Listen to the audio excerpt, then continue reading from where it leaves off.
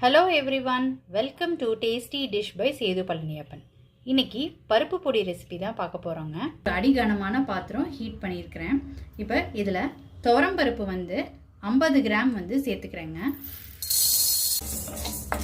துவரம்பருப்பு இந்த அளவுக்கு வறுபட்டது போதுங்க. இப்போ அது ஒரு பிளேட்டில் கொட்டி ஆற வச்சுக்கலாம்.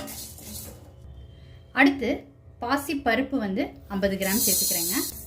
இதுவும் நல்லா பொன்னிறம் ஆகிற அளவுக்கு வறுத்துக்கோங்க. இந்த அளவுக்கு பாசிப்பருப்பு வறுபட்டது போதுங்க. இதை பிளேட்டில் கொட்டிக்கலாம். அடுத்து பொட்டுக்கடலை 50 கிராம் சேர்த்துக்கிறேங்க. மூணுமே சம அளவு சேர்த்துக்கிட்டு இருக்கேன். பிளேட்டில் கொட்டி ஆற வச்சுக்கலாங்க. அடுத்து இதில் கடலைப்பருப்பு 1 ஸ்பூன் சேர்த்துக்கிறேங்க. இப்போ இதையும் ஒரு பிளேட்டுக்கு மாற்றிக்கலாங்க. அடுத்து இதில் புழுங்கல் அரிசி 2 ஸ்பூன் சேர்த்துக்கிறேங்க.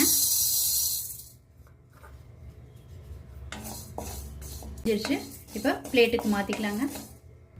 அடுத்து கொஞ்சமாக கருவேப்பிலை சேர்த்துக்கிறேங்க. பருப்பெல்லாம் கொட்டி வச்சுருக்க பிளேட்டுக்கு மாற்றிக்கலாம். இப்போ இந்த கடாயில் கொஞ்சமாக நல்லெண்ணெய் விட்டுக்கிறேங்க. நான் ஒரு 10 மிளகாய் சேர்த்துக்கிட்டு இருக்கேங்க. நீங்கள் உங்கள் காரத்துக்கு ஏற்ப கூடவோ குறைச்சோ பார்த்து சேர்த்துக்கோங்க. இப்போ இதை பிளேட்டுக்கு மாற்றிக்கலாங்க. மிளகாய் வறுத்து எடுத்துக்கிட்ட பிறகு கொஞ்சம் எண்ணெய் விட்டுருக்கேங்க. இதில் 10 பல்லு பூண்டு இடித்து வச்சுருக்கிறேங்க. அதை சேர்த்துக்கிறேன். பூண்டு எண்ணெயில் நல்லா ரோஸ்ட் ஆகிடுச்சுங்க. இப்போ பிளேட்டுக்கு மாற்றிக்கலாம். பருப்பு பொடிக்கு வறுத்ததெல்லாம் ஒரு பிளேட்டில் கொட்டி ஆற விட்டுருக்கேங்க. நல்லா ஆறுனதுக்கப்புறம் எல்லாத்தையும் ஜாரில் சேர்த்துக்கிட்டு இருக்கேங்க. இப்போ இதோட பெருங்காயத்தூள் சேர்த்துக்கிறேன்.